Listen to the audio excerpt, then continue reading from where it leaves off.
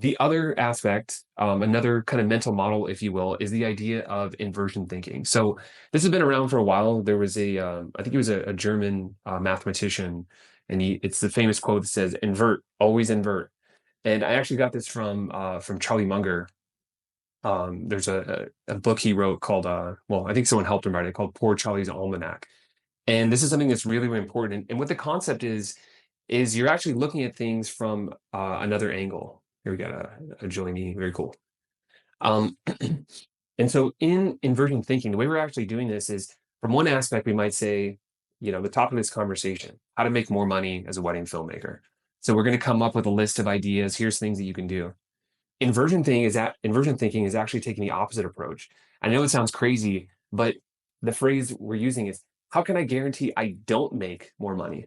And the reason this is really powerful is because humans are actually hardwired to think sometimes, and it's kind of sad, but like thinks in terms of failure or why this won't work. What are all the things that the reasons why this won't work? And so instead of actually going against that, you actually want to lean into that. You actually want to use it as a superpower.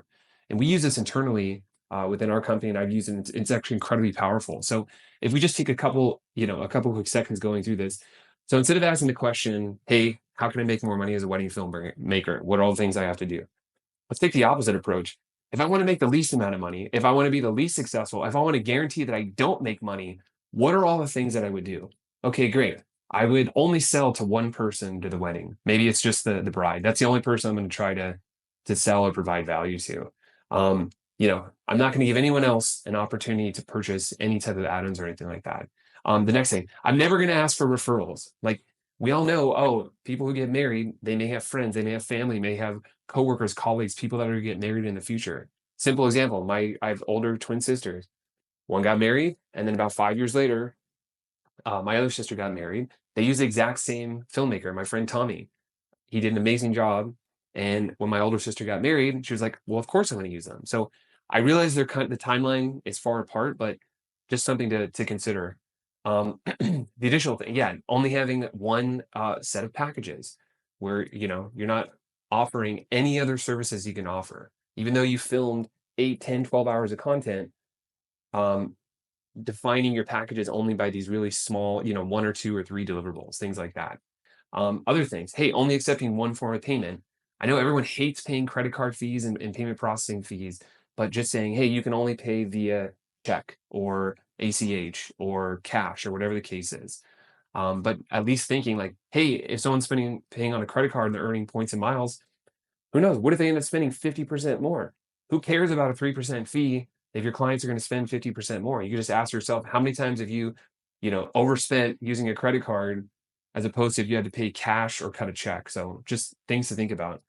Um, the other thing, yeah, not maintaining relationships with your couples. So just kind of, you wash your hands after you're done with the project and you never talk to them again. And yeah, the kind of last time treating it as a one-time transaction, a very transactional relationship. Um, the last thing I just want to add on this is to that point, when you think about it, as filmmakers, wedding filmmakers specifically, you've invested a huge amount of time in the relationship with your couples. When you think about from the initial sales call, onboarding them, actually filming the event, some of you guys will do, sometimes for the wedding rehearsal, you might film even for the engagement party, the actual time of the wedding, all the time you spend editing. I mean, I was doing some math on a typical wedding. It's not uncommon where you might invest 50 to 100 hours per couple. And that's a huge time investment. So it's something really to consider of saying, well, why not keep that relationship going? Why not continue to reach out to them and stay in touch? So yeah, just something really powerful. But yeah, we'll kind of